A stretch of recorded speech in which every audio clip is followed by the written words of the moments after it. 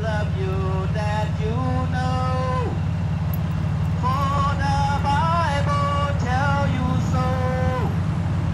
You need to repent of your sin. Come to Jesus, receive your soul. Yes, my God love you. God sent me here to warn you from going down to the lake of fire. He don't want to see you die and burn in hell. He sent me here to warn you. After that, you accept Jesus to be your Lord and Savior.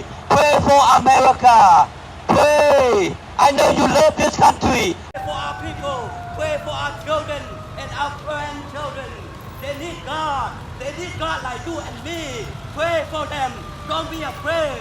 Don't be afraid. Just spread the good news.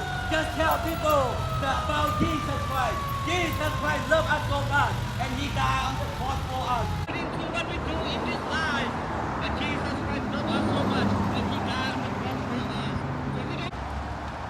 Some people ask me, they say, if you say you're God, is God on earth, so why He created hell? God created hell, it's not for you. It's not for you and me. God created hell, it's not for you and me. But why wicked man choose to go there? God created hell for the devil and his angels, and everyone that denied Jesus Christ as Lord and Savior.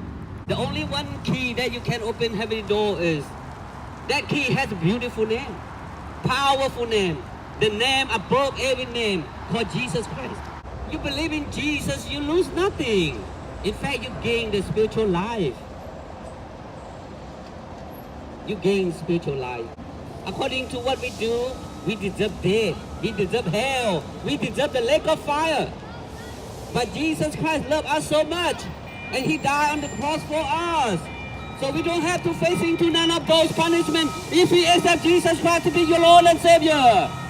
No any other name under heaven given among men whereby we must be saved. Only through Jesus Christ you can be saved. You don't have to go hell. Today's your day. Today's your day.